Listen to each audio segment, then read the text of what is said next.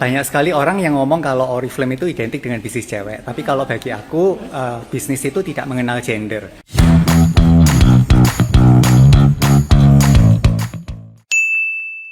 Tahun 94, waktu masih kuliah.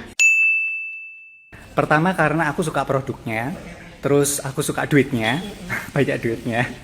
Terus yang ketiga, bisnis ini bisa membantu orang lain untuk punya duit juga. Banyak sekali orang yang ngomong kalau Oriflame itu identik dengan bisnis cewek. Tapi kalau bagi aku, bisnis itu tidak mengenal gender. Karena kebetulan di Surabaya juga banyak toko kosmetik, tapi yang jaga cowok-cowok juga. Banyak juga toko spare part yang jaga cewek-cewek juga, gitu kan. Jadi aku memandang bisnis itu bukan dari gendernya, tetapi dari peluangnya. Bagaimana peluang itu, kalau peluangnya bagus ya aku ambil gitu.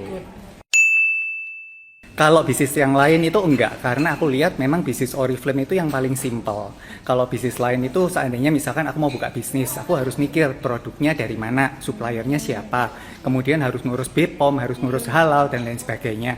Belum tempat mungkin. Sewa tempat ya, kemudian aku juga harus ngurus perpajakan, pembukuan, kemudian dan lain sebagainya. Terus belum marketingnya lagi, itu ribet sekali gitu ya. Nah kalau Oriflame itu kan simple.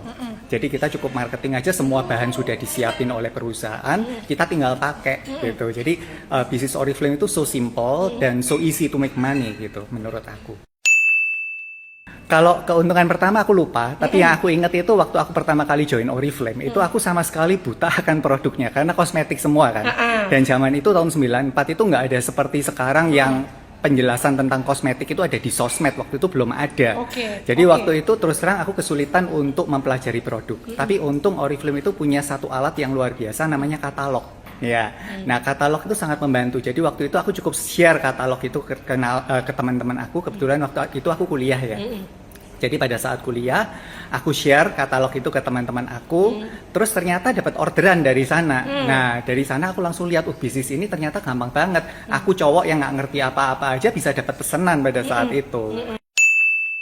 Kalau pendapatan rahasia ya, tapi dari bisnis Oriflame, aku bisa mewujudkan banyak impian aku bisa ajak orang tua aku keliling dunia di sekitar 50 kali ya.